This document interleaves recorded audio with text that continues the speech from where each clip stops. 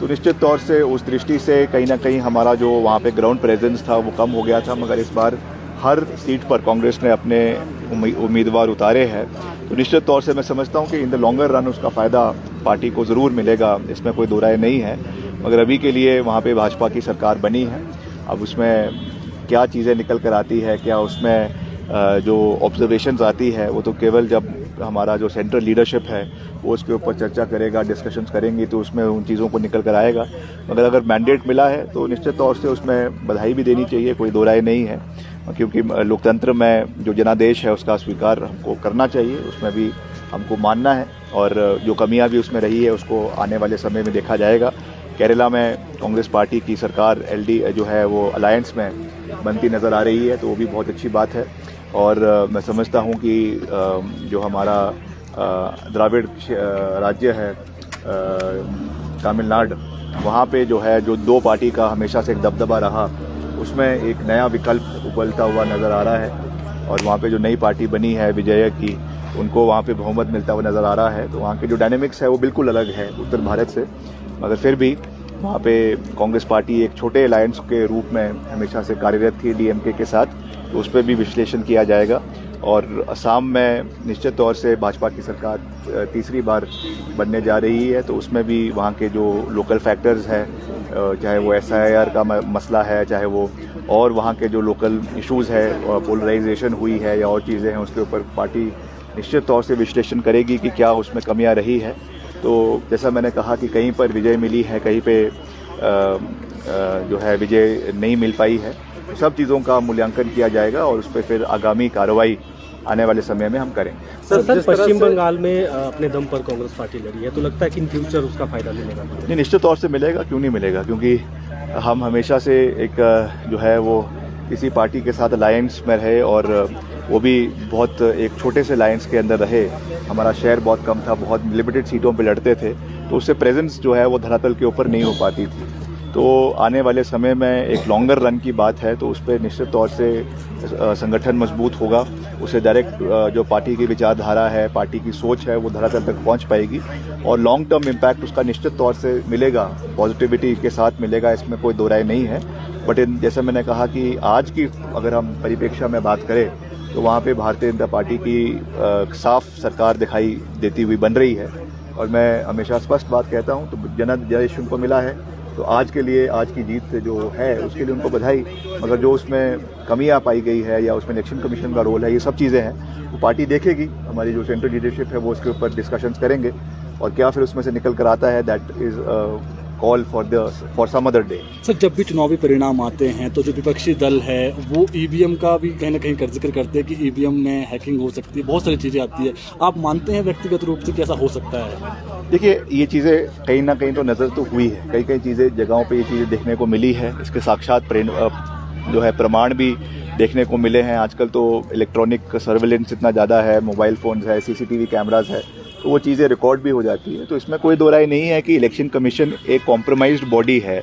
उसमें कोई दो राय नहीं है। सबसे बड़ी बात तो ये है कि जो प्रोसीजर ही इलेक्शन कमीशन को सिलेक्ट करने का है वो न्यूट्रल नहीं है, जिसमें एक बारी पहले जो है चीफ जस्टिस ऑफ इंडिया होते थे, उनको हटाकर उसमें गृह मंत्री को डाल दिया गया है, प्रधानमंत्री को डाला है, और साथ में विपक्ष के नेता को डाला है। तो मेजॉरिटी हमेशा से वो सरकार की ही होनी है, तो निश्चित तौर से वो सब चीज़ें हैं, इन लार्जर पर्सपेक्टिव में वो सब चीज़ें काउंट होती है और उसका इम्पैक्ट पड़ता है, इसमें कोई दो राय नहीं है। मगर जहाँ तक परफॉर्मेंस की बात है, उसमें अगर कोई कमियां रही है तो उसका भी विश्लेषण होना चाहिए, होगा, और मुझे विश्वास है कि लॉन्गर रन में इसका फ़ायदा निश्चित तौर से कांग्रेस पार्टी को मिलेगा, इसमें जो है वो कोई दो राय नहीं है। चुनाव आयोग निष्पक्ष नहीं कर रहा है, इसका मतलब चुनाव ये कह रहे हैं? नहीं, मैं ये कह रहा हूँ कि बहुत से अस्पर्शंस जो है वो चुनाव आयोग के ऊपर लगे हैं, बहुत से उनके कार्य प्रणाली के ऊपर क्वेश्चन मार्क लगे हैं। ये बात आज मैं नहीं, पूरा देश इस बात को कह रहा है। जितने भी इंस्टीट्यूशंस हैं देश के अंदर, कहीं ना कहीं कॉम्प्रोमाइज़ हुए हैं, और वो चीज़ें आज जनता के सामने हैं।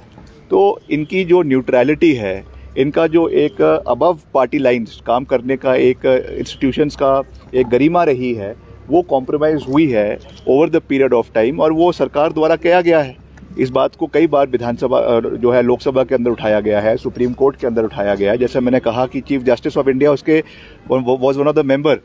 For the selection panel of the ECI, अगर उनको हटा के जो है उसमें गृह मंत्री को डालना, तो कहीं ना कहीं इस पर क्वेश्चन मार्क्स रेज होते हैं। तो इन चीज़ों को जो है वो आने वाले समय में ठीक करने की आवश्यकता है, क्योंकि आस्ते आस्ते अगर चुनाव प्रक्रिया से और चुनाव आयोग से जनता का विश्वास ही उठ जाएगा, तो फिर ये जो पूरा प्रोसेस है, पूरी प्रक्रिया देश के अंदर होती है, करोड़ों रुपए इसके ऊपर, अरबों खरबों रुपए जिसके ऊपर खर्च होते हैं, उसका जो है कोई वैल्यू नहीं रह जाएगी। तो in the larger interest in सब चीज़ों के ऊपर मंथन होना भी चाहिए और इस पे कार्य होना चाहिए। ये मैं समझता हूँ कि आज के समय में सबसे महत्वपूर्ण मांग है, सब लोग इसको उठा रहे हैं और इसके ऊपर कार्रवाई निश्चित तौर से होनी चाहिए। सर, बेमौसमी बरसात के चलते, ओलावृष्टि के चलते फसलों को काफ़ी नुकसान हो रहा है। नहीं, ये भी हमारे लिए एक बहुत चिंता का विषय है कि जो बेमौसमी बरसातें हो रही है, ओला पड़ रहा है, ओलावृष्टि हो रही है, इससे नुकसान प्रदेश में हो रहा है, इसमें कोई दो राय नहीं है। और हमारा जो खास करके ऊपरला क्षेत्र है, पहाड़ी क्षेत्र है, जहाँ पे सेब बहुलिया है, उसमें जिस तरीके से अभी पिछले कुछ दिन में ओलावृष्टि हुई, उससे काफ़ी जो फ्लावरिंग हो रही थी उसमें नुकसान हो गया। तो उस चीज़ को भी हम, उसका मूल्यांकन सरकार करेगी और उसमें जो भी सहयोग दिया जा सकता है वो देने का पूरा प्रयास सरकार की ओर से करवाया जाएगा। ये ओवरऑल जो नेशनल जो हमारे चाहे ग्लोबल वार्मिंग है, चाहे क्लाइमेट चेंज है, उसकी वजह से ये साइक्लिक फ्लक्चुएशन क्लाइमेट में हो रही है, जिसकी वजह से ये सब नुकसान हमको देखने को मिल रहा है। तो उस पर जो भी कार्यवाही आने वाले समय में करवाई जा सकती है बागवानों के फलों को सुरक्षित करने के लिए, उस पर निश्चित तौर से सरकार जो है वो कार्रवाई करेगी। सरकार ने कहा कि चुनाव हो रहे हैं, नगर निगम के चुनाव है, आपको भी प्रभारी बनाया गया है मंडी का, क्या स्थिति है और किस तरह से चुनाव? नहीं, अच्छा टिकट का एलोकेशन हुआ है हर जगह पे, चाहे मंडी है, चाहे धर्मशाला है, चाहे आपका पालमपुर है, सोलन है, और अच्छा प्रदर्शन पार्टी का वहाँ पे रहेगा। हम सब वहाँ पे जहाँ जहाँ जिम्मेवारियाँ मिली है वहाँ पे हम जाएंगे और वहाँ पे जो है जनता का पूरा सहयोग प्राप्त करवाया जाएगा, क्योंकि मंडी में पिछले 5 साल वहाँ पे भाजपा की MC रही है। तो निश्चित तौर से उनके द्वारा जो कार्यप्रणाली रही है और कितनी जो है वो रिजेंटमेंट रही है कि उनके अपने डिप्टी मेयर जो भाजपा के थे वो वहाँ पे रिबेल कैंडिडेट बन चुके हैं, या वो खुद है या शायद उनके परिवार से कोई लड़ रहा है। तो कई ऐसे रिबेल फैक्टर्स निकल कर आ रहे हैं। तो इन सब चीज़ों को ध्यान में रखा जाएगा और हम पूरा कोशिश करेंगे कि हम मिलकर आगे बढ़े। हमने अभी अर्बन चैलेंज फंड के माध्यम से करीबन 1200 करोड़ रुपए की सैंक्शनिंग खास करके शहरों के लिए करवाई है, चाहे वो नगर निगम है, नगर पालिका है, नगर पंचायत है। तो उसमें भी हम अपना एक रोड मैप रखेंगे कि किस तरीके से हम इनका, चाहे वो रिवर डेवलपमेंट, आपके रिवर फ्रंट डेवलपमेंट है, चाहे आपके हाइड्रोलिक पार्किंग्स है, इन सब चीज़ों के ऊपर हम कार्रवाई करेंगे। अभी जैसे यहाँ पे फ्लैग ऑफ हुई आपकी गाड़ियाँ इलेक्ट्रिक, वैसे हम हर जगह पे कूड़ा नियंत्रण के लिए इलेक्ट्रिक गाड़ियाँ हर नगर निगम में और नगर पालिकाओं में देने का प्रयास करेंगे। तो इलेक्ट्रिक की ओर देश आगे बढ़ रहा है, सोलर ऊर्जा को बढ़ावा दे रहा है।